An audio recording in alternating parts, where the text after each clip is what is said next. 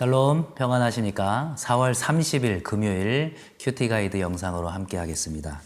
오늘 함께 나눌 말씀은 에스겔서 48장 1절로 마지막 35절까지의 말씀입니다. 날마다 주께로 146쪽과 147쪽입니다. 하나님께서 에스겔 선지자를 통하여서 이제 심판과 함께 마지막에는 회복을 말씀하시는데 새로운 나라, 그리고 새로운 하나님의 성전, 그리고 이제 마지막으로 새로운 새 땅에 대해서 말씀을 하시고 그 새로운 땅을 각 지파별로 어떻게 분배하시는지 그것들을 통하여서 우리에게 어떠한 영적인 의미를 주고 계신지를 확인해 보도록 하겠습니다. 오늘 큐티 제목은 여호와께서 함께 거하시는 성읍 이렇게 되어 있습니다. 내용 관찰 1번을 볼까요? 유다 경계선 다음 동쪽에서 서쪽까지는 어떤 땅으로 구별되어 있습니까?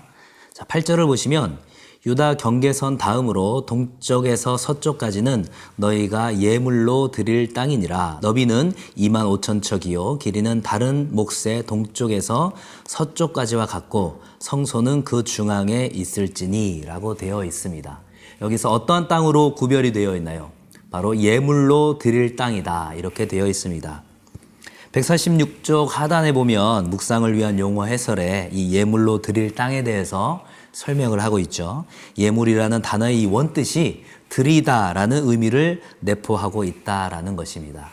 일부를 예물로 받기를 원하신 그 하나님께서 예물로 드릴 땅에 대해서 이야기를 하고 있죠.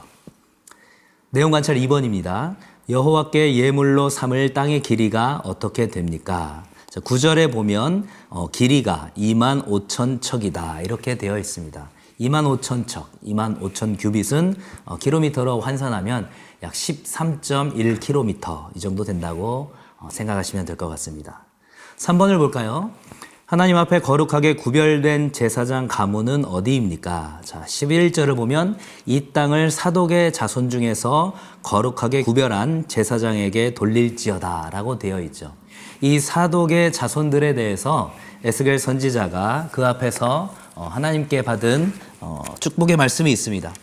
에스겔서 44장 15절을 제가 읽어보도록 하겠습니다. 이스라엘 족속이 그릇 행하여 나를 떠날 때에 사독의 자손 레위 사람 제사장들은 내 성소의 직분을 지켰은즉 그들은 내게 가까이 나와 수종을 들되 내 앞에 서서 기름과 피를 내게 드릴지니라 주 여호와의 말씀이니라. 이 사독은 아론의 제사장인 아론의 후예였고 이 다윗과 솔로몬 시대에 이제 아비아달과 함께 제사장 직분을 감당했다가 이 솔로몬 시대에 이 아비아달이 아도니아를 지지하면서 이제 반란을 일으키려고 했을 때 이제 아비아달을 빼고 이제 제사장이 사독이 그 후손이 되었습니다. 그리고 이 사독의 후손이 이제 신약 시대에 가서는 사두개인이 되었죠. 결국은 이 사독의 자손이라는 것은 하나님 앞에서 신실하게 그 명령을 지키고 하나님의 그 규율을 지켰던 자손이라 이렇게 생각하시면 될 것 같습니다. 조금 어려운 문제가 있습니다. 4번 문제죠. 여호수아 시대의 땅 분배 방식과 본장에 나타난 분배 방식의 차이점이 무엇인지 묵상해 봅시다. 여러 가지로 생각을 해볼 수가 있을 것 같습니다. 여호수아서 18장 1절부터 19절까지는 이제 가나안 땅을 정복하게 된 이제 예루살렘 백성들, 이 출애굽 2세대들에게 각 지파별로 땅을 분배하는 장면이 나오고 오늘 본문에서도 분명히 12지파의 분배 장면이 나옵니다. 땅을 분배받는 것은 공통적이라고 할 수 있지만 많은 차이점이 있습니다. 첫 번째로는 여호수아서에서 나와 있는 이 분배 방식에서는 제비를 뽑았죠. 하지만 오늘의 본문에서는 어떻습니까? 하나님께서 완성하시고 회복하실 새 땅은 하나님께서 일방적으로 지목을 하시죠. 두 번째는 어떠한 차이가 있을까요? 여호수아서에서 나온 이 땅은 분명한 각 지파 간의 경계가 있습니다만 오늘 본문에서는 그 경계가 굉장히 모호합니다. 세 번째는 어떤 차이가 있을까요? 각 지파 간의 이 땅의 크기가 굉장히 차이가 많습니다. 하지만 오늘 본문에 나와 있는 이 각 지파 간의 땅은 그 위치 자체의 어떤 순서, 위치 자체의 차이는 있지만 균등한 땅을 가지고 있다 이렇게 생각할 수 있습니다. 그리고 네 번째로는 여호수아서에서 나온 이 땅 분배 장면에서는 요단의 동편에 있는 부분을 이제 르우벤과 갓과 므낫세 반 지파가 이제 분배를 받았다면 오늘 본문에 나와 있는 이 새 땅에서는 원래 약속의 땅이 아니었기 때문에 이 요단 동편의 땅은 이제 분배해서 제외가 되어 있습니다. 마지막 다섯 번째로 가장 중요한 것은 여호수아에서의 그 분배 장면에서는 없는 오늘 본문에서만 나오는 거룩한 땅이 있습니다. 이 거룩한 땅의 존재를 이야기하고 있고 다른 지파 간의 경계는 굉장히 모호하지만 이 거룩한 땅은 정확한 경계를 두고 있습니다. 바로 그러한 차이들을 우리가 생각을 해볼 수가 있죠. 여호와께서 함께 하시는 그 성읍, 그곳 가운데 이 거룩한 땅 가운데 하나님께서 임하신다라는 것입니다. 마지막 5번 삶의 적용 문제를 한번 볼까요? 나는 이방인들처럼 땅의 것을 염려하거나 재산을 늘리는 일에 마음이 빼앗겨 있지는 않습니까?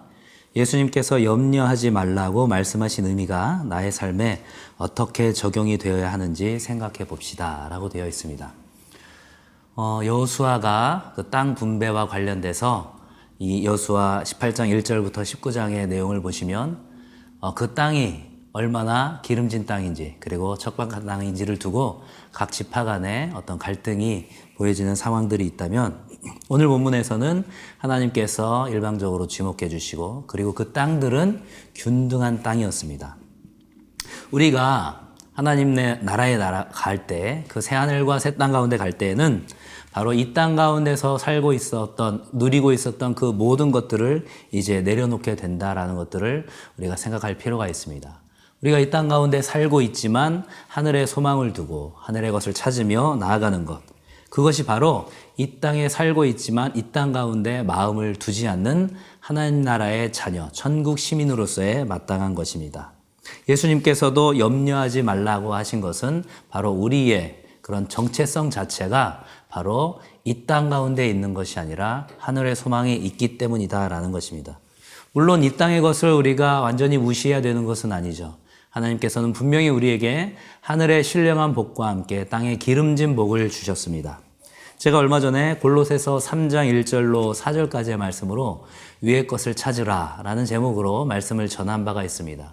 하나님께서 우리에게 누리게 해주신 것, 그리고 우리가 이 땅 가운데서 누려야 하는 것들 감사함으로 받고 누려야 하는 것이 사실이지만 그것에 우리가 마음을 뺏기게 된다면 그것이 우리의 주인이 될 수 있다라는 것입니다. 우리의 건강, 우리의 물질, 우리가 사회적으로 누리는 어떤 지위, 이 땅의 모든 것들이 이 땅 가운데서 우리가 누려야 하는 것이 마땅하지만 그것들의 소망을 둘 때 바로 새 예루살렘과 새 땅 가운데서 살아갈 천국 시민으로서의 자세가 아니다라는 것입니다.